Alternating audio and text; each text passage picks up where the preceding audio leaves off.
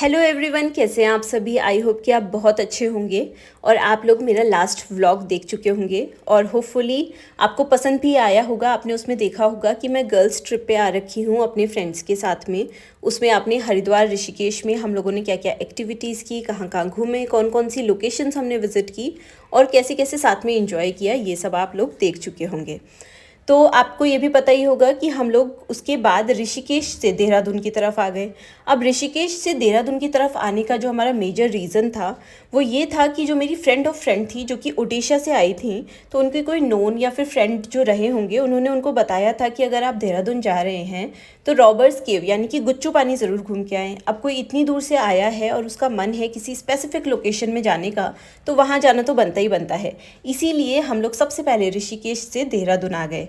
अब जब हम देहरादून आए तो हमको ये तो पता ही था कि हमें आगे 2 दिन का ट्रिप और करना है, आगे मसूरी भी जाना है। तो हमने ये डिसाइड किया कि हमको स्कूटीज़ रेंट पे ले लेनी चाहिए, क्योंकि स्कूटीज़ हमें ड्राइव करना आता है। तो इसीलिए सबसे पहले देहरादून पहुंचते साथ ही हमने गूगल में सर्च किया कि हमें स्कूटीज़ रेंट पे कहाँ से मिलेंगी, और हम लोग पहुंच गए उस लोकेशन पे जो कि आईएसबीटी से थोड़ा आगे इंद्रेश हॉस्पिटल के पास में पटेल नगर की तरफ स्कूटीज़ रेंट पे हमको लेनी थी। हमने 2 स्कूटीज़ रेंट पे ली क्योंकि हम 4 लोग थे जाने वाले, और साथ ही साथ जो ये दोनों स्कूटीज़ हैं वो 2 दिन के लिए हमें मिली 2600 रुपीज़ में, यानी कि 2600 रुपये में। साथ ही साथ 2000 रुपये सिक्योरिटी मनी भी था 2 दिन का, जो कि जब हमने स्कूटीज़ वापस की तो हमें रिफ़ंड होना था। तो इस तरीके से हम लोगों ने स्कूटीज़ कर ली। साथ ही साथ जब भी आप स्कूटी लेते हैं तो इनको एक बार चेक कर लीजिए कि ये सही से चल रही हैं। साथ ही साथ आप हेलमेट्स ले लीजिए, चाहे बैक सीटर्स के लिए हों चाहे जो ड्राइव करने वाले हैं उनके लिए हों। तो इस तरीके से हमने स्कूटीज़, हेलमेट्स और जो स्कूटीज़ के पेपर्स थे वो सब ले लिए, और उसके बाद हम लोग सबसे पहले घूमने निकल गए रॉबर्स केव यानी कि गुच्चू पानी की तरफ। अब मैं आपको बताती हूँ कि जो रॉबर्स केव है देहरादून में, वहाँ तक पहुँचे कैसे। सबसे पहली बात तो रॉबर्स केव और गुच्चू पानी एक ही जगह के नाम हैं, तो इसमें कन्फ्यूजन नहीं होना चाहिए। तो जो रॉबर्स केव है, अगर आप Dehradun clock tower, Dehradun railway station या फिर आईएसबीटी यानी कि बस अड्डे की तरफ से आ रहे हैं तो आपको करीबन 8 से 10 किलोमीटर की डिस्टेंस पर ये पड़ेगा। ये गढ़ी कैंट देहरादून के पास में है, उससे थोड़ा सा आगे है, और यहाँ पहुँचने में करीबन आपको आधा घंटे का समय लग जाएगा। तो फिर उसके बाद आप यहाँ पर अगर आप 2 व्हीलर से आ रहे हैं, 4 व्हीलर से आ रहे हैं, तो आपके लिए पार्किंग की सुविधा भी यहाँ पे अवेलेबल है। साथ ही साथ छोटी छोटी शॉप्स भी, अगर आपको कुछ खाना पीना है, ख़रीदना है, वो सब भी आपको मिल जाएगा। साथ ही साथ क्योंकि पानी वाली जगह है तो स्लीपर्स नहीं होंगी, तो आप लोग यहाँ पर से स्लीपर्स भी ले सकते हैं। 10-20 रुपये में यहाँ पर से मिल जाएंगी, जो कि आपको आके वापस करनी होगी। और साथ ही साथ जो यहाँ का एंट्री टिकट है वो है मात्र 35 रुपीज़, यानी कि 35 रुपये। ये जो आपको दिख रहा है ये एंट्री गेट है गुच्चू पानी का, और यहाँ पहुँचते साथ ही हमने सबसे पहले यहाँ पे फ़ोटोज़ और वीडियोज़ ली अच्छी। देन आप जो ये वाटर फ्लो देख रहे हैं या फिर जो ये नदी का पानी देख रहे हैं, ये पानी गुच्चू पानी की तरफ से, अंदर की तरफ से ही बाहर को आ रहा है, और ऐसा बोला जाता है कि आगे चल के ये जो रिवर है या जो वाटर फ्लो है ये जाके डिसअपियर हो जाता है। तो ये तो रही हमारी कुछ ग्रुप फ़ोटोज़ जो गुच्चू पानी में अंदर जाने से पहले हम लोगों ने क्लिक की थी। और यहाँ का जो नेचुरल ब्यूटी है, जो यहाँ का सीन है, जो यहाँ का नज़ारा है, वो भी मैं आपको दिखाते दिखाते आप लोगों के लिए स्पेशली कि गुच्चू पानी के अंदर तक जो एंट्री है वो कैसे होती है, कैसा रास्ता है, क्या चीज़ें हैं, वो सब के लिए मैंने ये क्लिप्स ली हैं। यहाँ पे वॉशरूम्स से लेके, खाने पीने से लेके, चाय कॉफ़ी से लेके लॉकर तक की सारी सुविधाएं उपलब्ध हैं। तो आपके पास अगर कुछ सामान है तो आप लॉकर में भी रख सकते हैं। देन उसके बाद एक बात मैं आपको यहाँ पे बताना चाहूँगी कि अभी जब हम यहाँ पे गए हैं तो नवंबर का टाइम है, इसलिए यहाँ पे पानी कम दिख रहा है और लोग भी कम दिख रहे हैं। अगर आप यहाँ पे मानसून के टाइम पे आते हैं, बारिश के टाइम पे आते हैं या गर्मियों के समय में आते हैं तो यहाँ पर पानी भी बहुत ज़्यादा रहता है, और साथ ही साथ लोगों की संख्या, टूरिस्ट की संख्या भी बहुत ज़्यादा रहती है। तो आप लोग जब यहाँ पर आएँ तो जो आपके बॉटम्स हैं या फिर जो कपड़े हैं वो कम से कम घुटने तक हों, इस तरीके से, ताकि वो ज़्यादा गीले ना हों। तो यहाँ पर जब हम एंट्री लेते हैं आप देख सकते हो यहाँ पे 2 पहाड़ों के बीच में आपको नदी आते हुए दिख रही है, वाटर फ्लो दिख रहा है।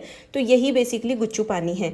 इसका नाम रॉबर्स केव इसीलिए पड़ा क्योंकि ऐसा बोला जाता है कि जब ब्रिटिश रूलिंग का समय था, यानी कि जब ब्रिटिश लोग हुआ करते थे इंडिया में, तो उस टाइम पे इस टाइप की गुफाओं का जो प्रयोग था वो जो डकैत होते हैं या रॉबर्स होते हैं वो करते थे छुपने के लिए। और ये जो मैं अंदर की तरफ जा रही हूँ इस क्लिप में आपको दिख रहा है, यहीं से थोड़ा सा अगर आप और आगे चले जाओगे तो एक वाटरफॉल आपको दिखेगा जहाँ से पानी गिर रहा होता है।